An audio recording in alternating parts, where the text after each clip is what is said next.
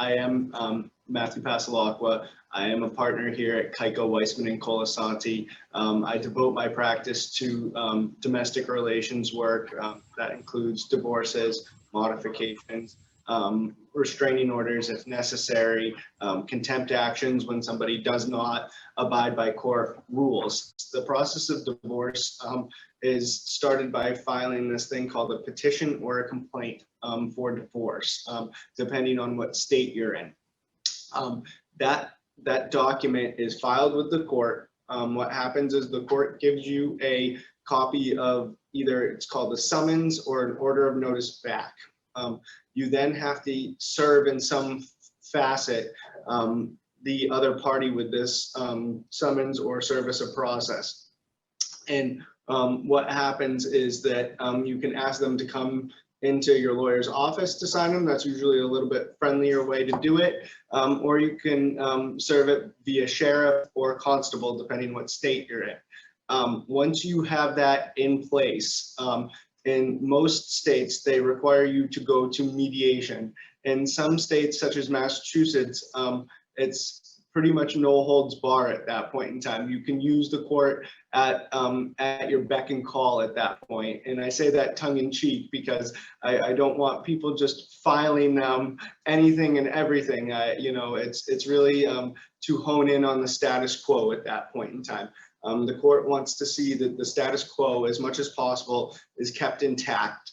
Certainly in some situations that includes both parties living in the same residence under one roof and keeping everything, as it was.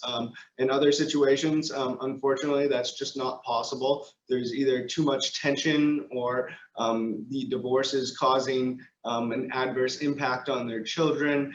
There's really 1,000 reasons why it may not be practical to live under one roof. Sometimes it's also by choice. Some people really get ahead of things and they certainly say, listen, we can't do this anymore. It's just not healthy, and they go their separate ways. But at that point in time, the court can hear these things called motions for temporary orders, right? And they can issue temporary orders to essentially keep the status quo going.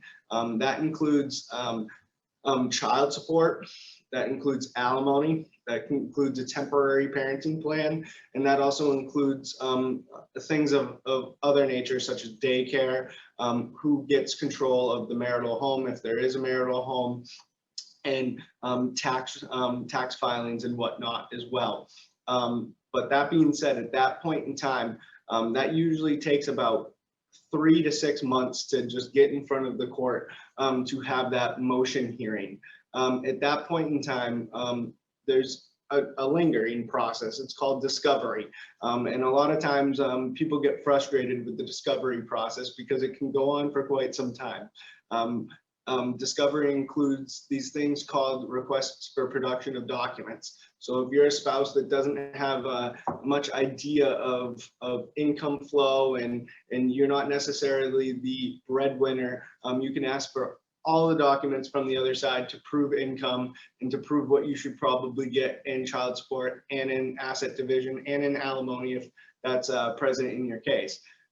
There's also these things called interrogatories, which are questions that are sent to the other side, and they have to answer them under oath, saying that I swear and attest that these answers are true. Those things help out the lawyer come pre-trial time and come trial time, when essentially they put the case back before the court. And at that point in time, the lawyer can at that point have a much better idea of the ins and outs of your case and certainly plead that to the court. After that, the discovery process, and sometimes even during the discovery process, the court will hold this thing called the pretrial conference. And the pretrial conference is one of the most important dates in your case. At the pretrial conference, the lawyers exchange what they would be putting up as evidence. They would be listing the witnesses, listing the exhibits, listing their theories of law against the facts of the case. And that is really the date where you show all of your cards and say, this is what's coming if we go to the trial date. At that point in time, sometimes the judge also is very helpful and weighs in. And the judge will say, listen up, everybody. If this case goes to trial, and based on these pretrial memos that I've received and what I've read about the case, this is how I'm inclined to rule. That does not mean that that's how the court is going to rule. As Paulette said, some cases can go multiple days of trial. And certainly when they go multiple days of trial, more details come out, more witness testimony comes out, and the judge obviously has a lot more facts, and not just facts, but credibility to go off of as well. So it's just a first blush opinion, if you will, on your case. But a lot of times it's very helpful to see where the judge is thinking, to see where the judge is going, and can often help settle your case, especially when there's some type of conflict between the parties, and some type of conflict that they can't get over. That being said, if the pretrial conference doesn't succeed in settlement, the next phase is in fact a trial or a final hearing, depending on what state you're in. They do call it different things. Sometimes they call it final hearing to make it a little bit less adversarial, but I think it's still just as adversarial. But either way, you have a trial, and your lawyer puts on evidence, puts on witness testimony, depending on your case. They can also do video evidence. In a couple rare cases that I've had, they've actually done field surveys and whatnot to look at real estate and to get a better idea of values and whatnot. But you have a full day hearing, and in certainly multi-day sometimes, to have the judge weigh in. Those are, certainly the rarity. We certainly do plenty of them here. I will say that, your case is more likely to settle out than go the distance, but we certainly try our fair share of cases, and some of them need to be tried. Some of them, there's just two different camps, and you'll never get over those two different camps. And one person is going to see things one way, and the other person is going to see things the other way. And obviously, a trial is a civil way to resolve those disputes. That being said, after your trial, you can actually expect a lag period of anywhere between, I would say, a month on a good judge to 6 months on a more complicated case or a more busy judge.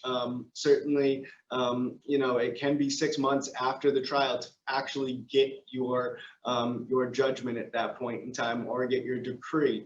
At that point in time, all said, those cases generally take anywhere between, I would say, 12 months on a quick case to up to 36 months to get your case to a trial. Depending on your court and depending on the complexity of your case, it can unfortunately take up to 3 years, which is an awful lot of time, but sometimes it's worth it. Whether it's financially, millions of dollars can be at stake, hundreds of thousands of dollars can be at stake, or your kids can be at stake. And sometimes there's no price that you can put on those child-related issues.